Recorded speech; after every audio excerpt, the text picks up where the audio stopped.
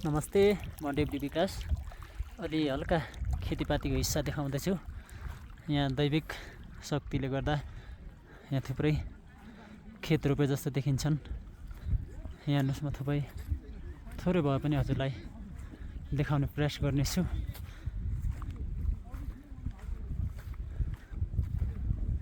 हेर्नुहोस्, यहाँ बिचमा बिउ जस्तो राखेको जस्तो छ। अनि यता यहाँ आधा खेत साएर छोडे जस्तो। अनि यहाँनिर बिउ, ठ्याक्क बिउ भन्छ, यो ठ्याक्क धानको माथि फल्छ नि, पस्याएको धान जस्तो। हेर्नुहोस्,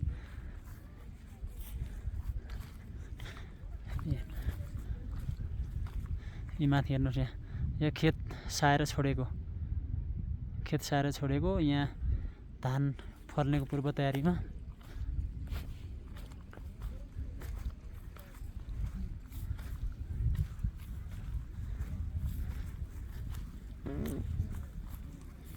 यतापट्टि धान ठ्याक्कै यस्तो। यहाँ तल यो खेत साएर छोडेको छ। अनि यता यहाँनिर हेर्नुहोस्, यहाँ ठ्याक्क बिउको पुलो राखे जस्तै छ। अनि हेर्नुहोस्, यहाँ यतातिर बिउको पुलोहरू बिचमा राखेको हेर्नुहोस् है, थुप्रै छ। हेर्नुहोस् यस्तो। यही भिडियो मार्फत हजुरहरू यो ठाउँको दर्शन गर्न सक्नुहुन्छ। यता माथि पनि हेर्नुहोस् यस्तो छ।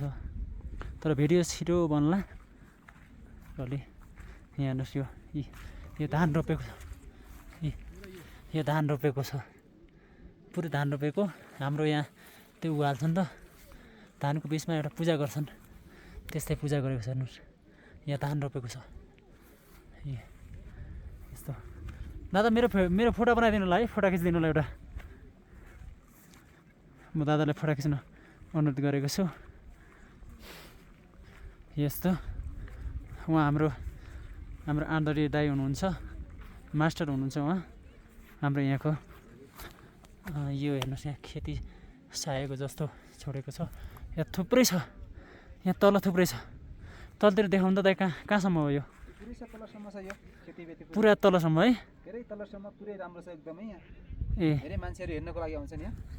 अनि दाइ, यो खास गरी त्रिवेणी नगरपालिका भित्र पर्छ कि या कालीकोटमा पर्छ? यो त्रिवेणी नगरपालिका भित्र पर्छ। अहिले विवाद गरिराखेका छन् दुईटा नगरपालिका बीच। ओके। अब त्यो केही समयपछि त्यसको समाधान हुन्छ। पर्दा त्रिवेणी नगरपालिका भित्र पर्छ यो माथि। माथिसम्म हो नि दादा? धेरै माथिसम्म छ। त्यो माथि पाटनदेखि लिएर त्यो सबै पर्छ, हाम्रो त्रिवेणी नगरपालिका भित्र पर्छ। अरू यसको बारेमा केही विशेष केही जानकारी छ दादा? यसको बारेमा भन्दा नि, अब यो सबैभन्दा स्वर्गको टुक्रा यो बिनी पाटन हो।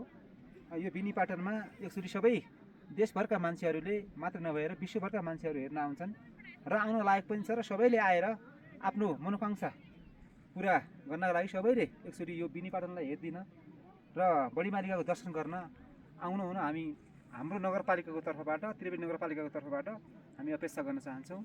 हजुर शुभ नाम के होला दादा? मेरो शुभ नाम रामबहादुर रेडी हो। त्रिवेणी नगरपालिका वार्ड नम्बर 9 मलाल गाउँ। ओके, धन्यवाद।